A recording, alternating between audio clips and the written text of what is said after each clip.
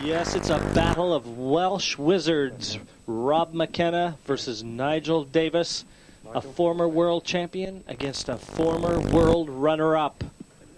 Center stage here in the New Century Hall in Manchester for the 1997 Embassy World Pool Championships. This our second semi-final. Nigel DAVIS breaking off.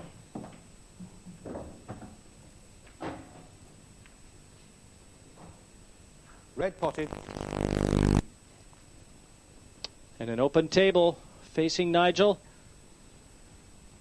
This is a best of 19.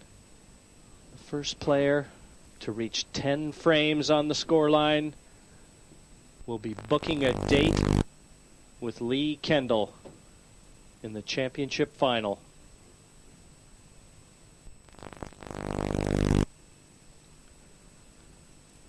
And without further ado, 30 seconds. I want to let everyone at home know that I'm very pleased to be joined in the commentary booth by one of the most gracious gentlemen in the game of professional pool. Not very often you'll see a losing player come up into the commentary booth to share his thoughts. But we're fortunate enough to have Greg Farron, the losing semi-finalist to Lee Kendall. And Greg, you're still the world champion. The title isn't gone yet. That's right, Jim. But a few hours grace just left. I've enjoyed the year, though. Had a good year. And unfortunately, it wasn't to be this year. But I'll be back next year, battling away. Well, we had the chance prior to this second semi-final of seeing both Nigel DAVIS and Rob McKenna, how they prepared. And one of them was in a very relaxed mood. The other one really getting focused and trying to gear themselves up. And that was Rob McKenna. And you noted that that's not really the type of personality that Rob McKenna is. That's right, Jim. I find it difficult to understand why Rob, who is a normally very casual, happy-go-lucky sort of character, he seems to be really focusing on mental awareness and going off into little corners and sitting and concentrating. And I've never ever seen him do that before. And I don't think it's in his nature to do it.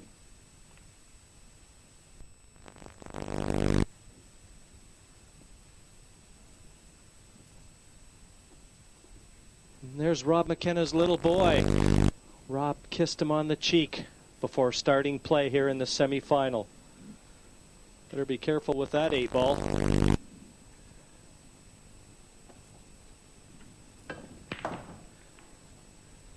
Great long shot from McKenna.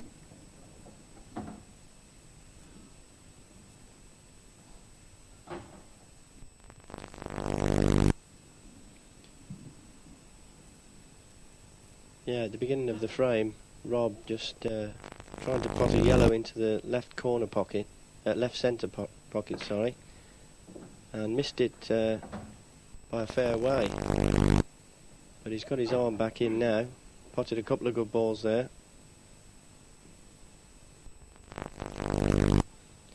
Problem we can foresee here, Jim, if you look where the black ball is on the right hand side of the table, the yellows look fairly open. And it's the commentator's nightmare there. Well, that looked like it jumped out actually, Greg. Rob shaking his head, but that certainly looked in the pocket. Well, having said that... No, it did actually roll around the lip of the pocket. That's right, he took a little too much, tried to pinch it. And I'm firmly believing that the middle pockets on this table this year, albeit it's exactly the same size as the table we use every year, I think the middle pockets are just that slightly bit tighter this year than they were last year. 30 seconds. You need to take a little bit more care. That's 2 yellows that Rob has missed into that left middle. And Nigel has played a tremendous double there, and he's very, very unfortunate just to kiss the red off the lip of the middle pocket. Very unfortunate. If that red would have stayed over the lip of the middle, Nigel Davis would have had this frame at his mercy.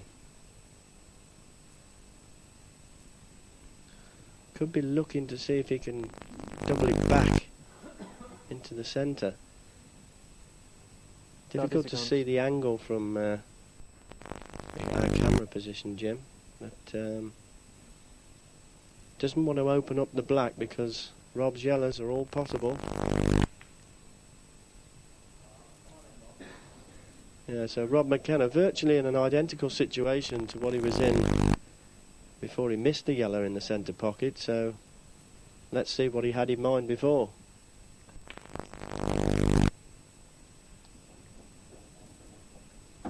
He won this title in 1994.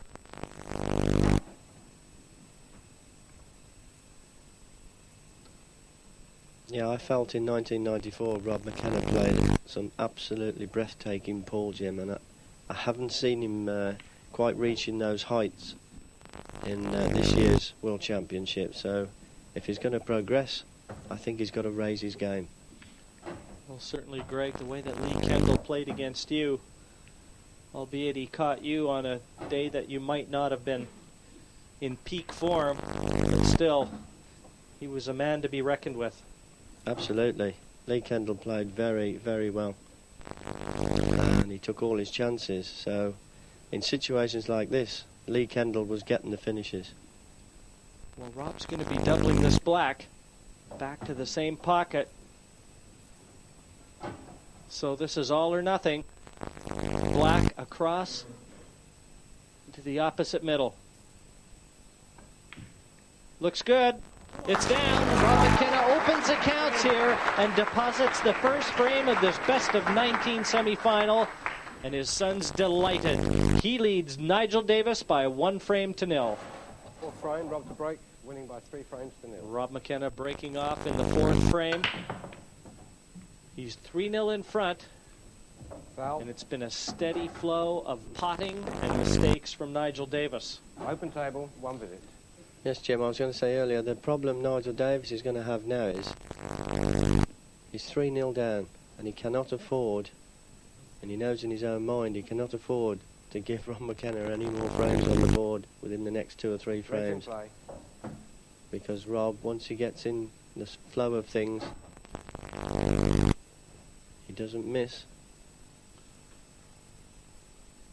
The way that the breaks come out though, Rob McKenna going in off the break, and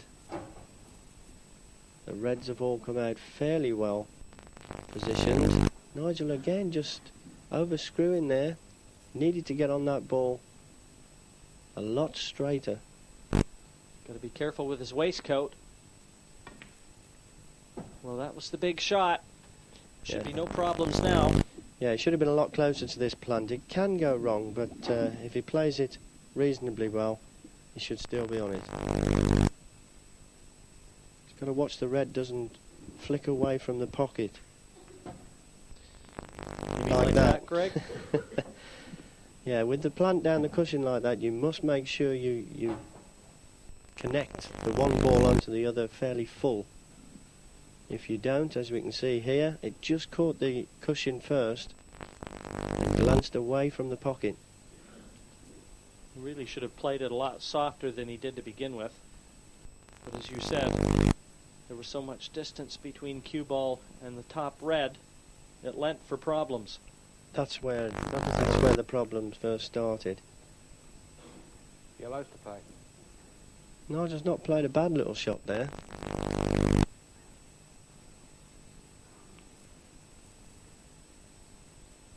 But even though Nigel's a good tactician, I feel he's got to start taking the chances that he's been having.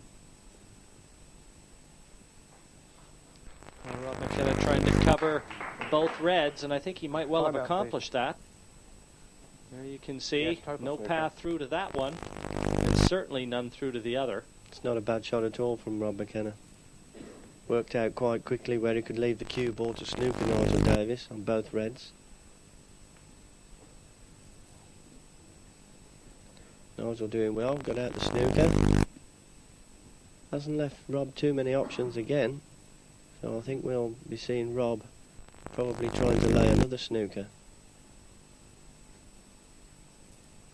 Has got the option of a pot into the right centre pocket.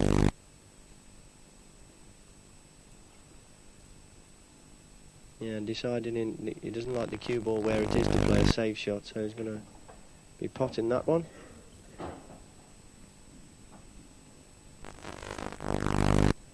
Choice of yellows now. Top left, or if he fancies it, the bottom right corner. Yeah, easy thinking of covering the pocket. Not like Rob McKenna to think like that, but in the circumstances, yeah. Went for the attacking shot. Tried to glance the yellow in off the red to free the pocket for the yellow that is just below the black ball. And where the cue ball has ended up, he's left it nicely for Nigel Davis to pot the red. Another little shake of the head from Rob there. He's shaking his head when he's winning, and he's shaking his head when he's losing. And this is certainly going to be one that's going to go Nigel Davis's way. This will give him a little bit of confidence, Jim. The much-needed first frame for Nigel Davis. He still trails Rob McKenna by 3 frames to 1, but at least he's out of the starting gate. Nigel breaking off a 5-1 scoreline. Probably a fair indication of the way the play has progressed here. Far too many misses creeping into Nigel Davis's cueing arm, and Rob McKenna has been quick to take advantage. Yeah, and again we see Nigel not potting anything off the break. That's 3 in a row, and that can make a big difference. It's always nice if you can break, pot a ball and run out without your opponent getting a shot. Not only does it knock his confidence, it builds yours up as well. Deciding to take the reds, but just looking to leave a little angle on the red to the right of the cue ball, trying to dislodge that red that is sitting on the right hand side cushion. And he's played it absolutely superb. Beautiful shot. Those sort of shots, they can go wrong if you don't make exactly the right contact. If you can double kiss them or clip them too thin, nudge the red up into the yellow, but he's played it absolutely superb. There's no reason for Rob McKenna not to let that cue arm start to flow. You were saying earlier, Greg, that in 1994, when he went on to win this very title, he played superbly. He played much similar to the way Lee Kendall played against me in the semi-final this year, Jim. He didn't miss anything that was left him. I don't think he's quite playing as consistently well as he did in '94 at the moment, but he's getting better every shot. And there we can see that is a confidence shot. Knew that the cue ball was going to miss the yellow by a fraction, and when you're not playing well, you're thinking, I'm going to kiss into the yellow, but when you're seeing the balls well and start cueing, you hit it like that, and he's played it very well. Touch straight, but I think he's just got enough angle to stun down. And that's a superb shot. Picture perfect from Rob McKenna. And the beat goes on. Rob McKenna puts another frame on his side of the scoreboard. He now leads Nigel Davis in a commanding position at 6 frames to 1. Nigel Davis now securing the last frame. Will break off here in frame 9. Got a yellow ball off the break. Yes, I think Nigel will be doing a few hallelujahs in his own mind there. He's eventually managed to pot one off the break.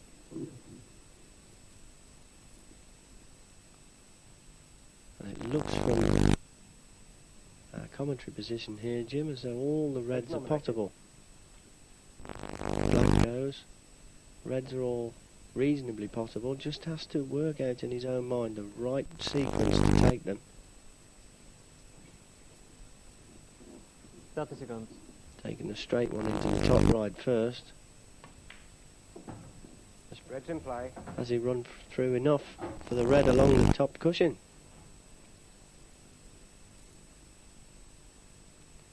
Yeah, it looks pretty much at ease with it, so I think he can pot that along the top cushion.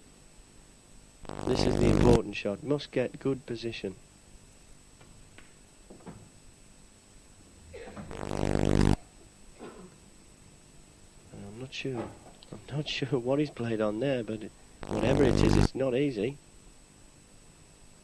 Looks to be cutting the red into the left centre. He's played it very well, Jim. Very well. Yes, he's not potting now like a man that trails 6-2. Maybe he's decided to get the bit between his teeth.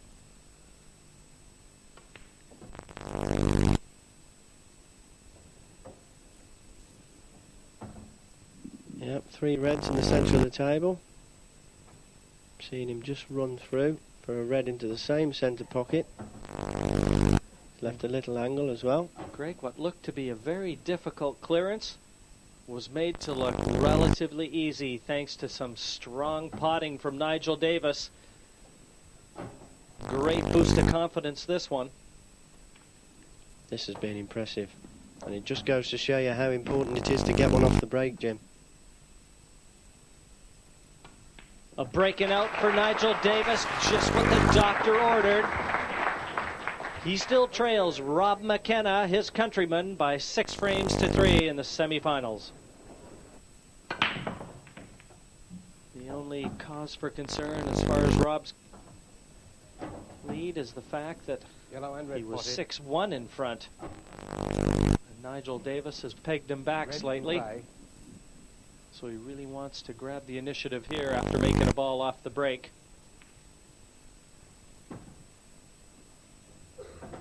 And Greg, the Reds are in a very inviting position. That's right, he's had a tremendous power break again, managed to pot 1 or 2 off the break. And had a simple opener. And still in great position here on the red balls. Looks to be taking the red into the top left corner. Probably screwing back down the table. Just looking at the black below and to the left, the red that's below and to the left of the black. Probably playing on that one now. And just has enough to stun this red in to leave the red into the left centre.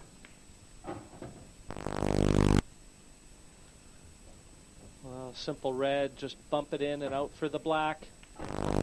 And he's going to be restoring a 4-frame lead.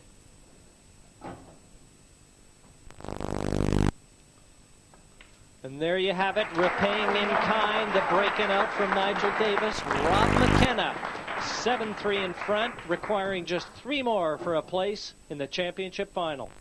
So Nigel DAVIS 9 frames to 3. facing a cruel scoreline. 6 behind with 7 to play. He needs all of them. And Yes. what's worse is he didn't get a ball off the break. Again, Jim. Red's in play. And if Rob can get through, which I think he can, to this red into the top left, it's not looking good for Nigel DAVIS.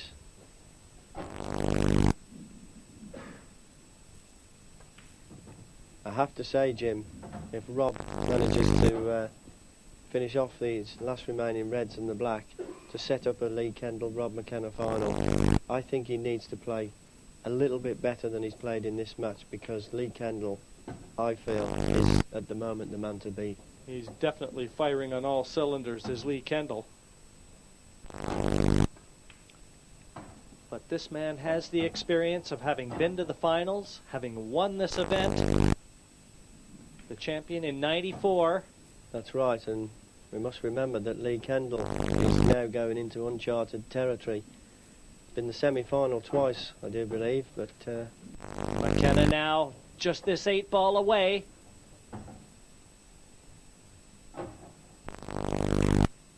It's there. A convincing 10-3 winner over Nigel DAVIS. Rob McKenna with a chance to become the first two-time winner of the Embassy Whirlpool Championship.